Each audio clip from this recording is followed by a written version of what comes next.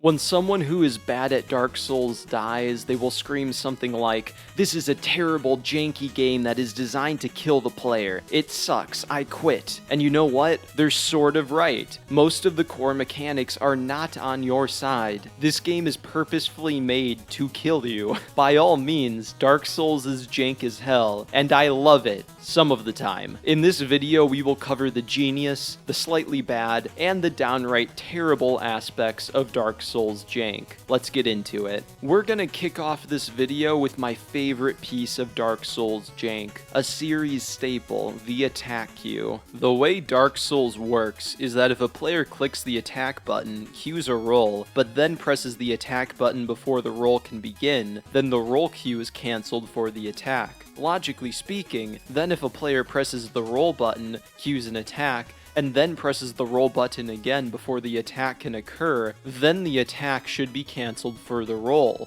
But no, you're still attacking. And if you press the attack button deep enough in the attack animation to cue a follow-up attack, only to realize that you're gonna get hit so you smash the O button, you're still attacking. In other words, this means that if you press the attack button in Dark Souls, then you better mean it, cause you're attacking. The player attack speed in Dark Souls is also quite slow, and most bosses will not be stunned by player attacks. So not only does the attack queue override all other actions, but it also makes the player vulnerable to incoming damage. This has to be my favorite piece of jank in Dark Souls, because it gives every sword swing real weight. It's like if you're a boxer, and a sweaty coach is sitting behind you screaming, "You have to make every hit count. Are you sure you want to take that hit? The enemy could be faking you out. Will you fall for his bait? Are you stupid? Are you a private?"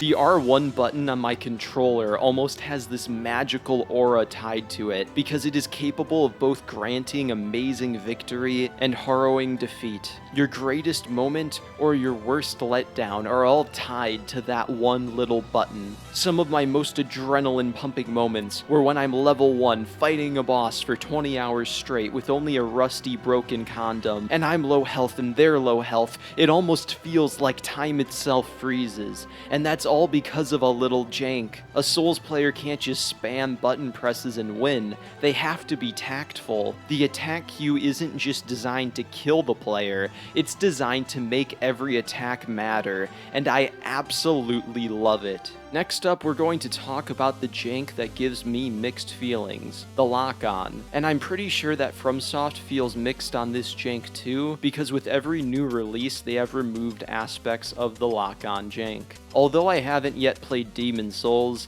the most limited lock-on I experienced was in Dark Souls 1. The player can only run forwards while locked on, and only has access to 4-way rolling. For certain bosses like Manus, I could only dodge his jumping attack when locked off, so I'd have to lock off, turn in the correct direction, and then dodge in about a second. FromSoft does allow the player to do 8-way rolling in the remaster, but I refuse to buy the Dark Souls 1 remaster because they still didn't finish Lost Izalith. They sold an incomplete game twice. How do we keep letting them get away with this? I could make an entire video complaining about what a Dark Souls 1 remaster or remake could have been, but that's not for today. Dark Souls 1 lock-on is so limited that for most bosses, I just don't use it to gain access to 360-degree rolling and running. This adds a new type of difficulty, which is wrestling with the camera while trying to fight the boss and dodge and attack. And while I don't love this type of difficulty, I can also realize that Dark Souls 1 bosses are so easy that if the jank wasn't there, the game wouldn't be hard at all. When looking at Dark Souls 2, the lock-on tries to improve on the first game, but it does it so half-heartedly that I feel like they didn't even have to bother changing it at all. The player can run sideways in Dark Souls 2,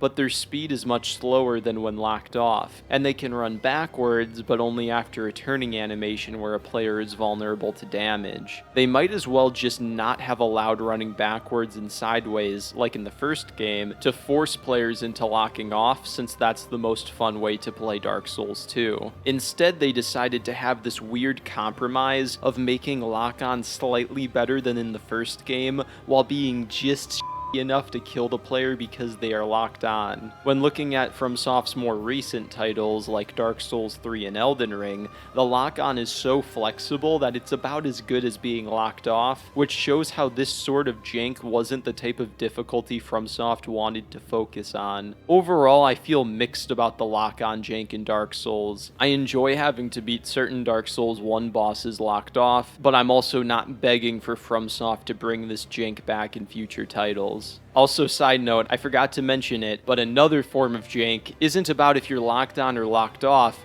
it's about how certain bosses are giant and the camera refuses to zoom out, like the King of the Storm. That's also kind of a bad form of jank with the camera. There's only one more major form of jank that I want to discuss in this video, which is undoubtedly the worst kind. You guys already know, it's the hitboxes. We always debate which Souls game has the worst hitboxes. And while Dark Souls 2 is the answer because iframes are tied to a stat, if I'm being honest, I think I get hit by bad hitboxes in Dark Souls 1 about as much as the second game. And let's not even talk about the grab hitbox jank, which is also in every single Souls game for no reason. Now here's the good news about the bad hitboxes. They aren't that bad if you just memorize every hitbox and play accordingly, but the fact that I have to do trial and error deaths to memorize which hitboxes are bad just isn't a fun form of difficulty. It also defies all logic when I have to treat Iron Golem's grab like a Quelaag explosion, or else I'll be magnetically pulled into his hand's orbit. The Dark Souls series' insistence on having bad hitboxes further perplexes me,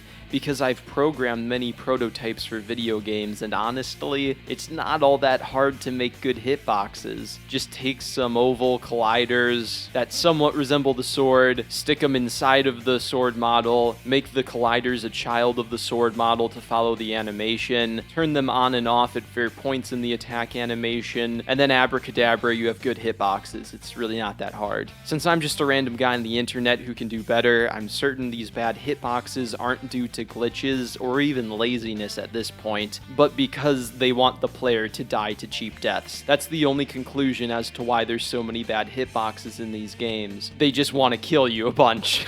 So there you have it, a comprehensive analysis of Dark Souls jank. TLDR, the attack queue is genius, the lock-on jank is a mixed bag, and the bad hitboxes are really stupid. The only other forms of jank that I missed are specifically in Dark Souls 1. The first piece of jank is when colliders are attached to hitboxes that a player can get stuck on and die while rolling. The other form of jank are actual glitches, also known as Ornstein, but I already covered that in my Dark Souls 1 critique.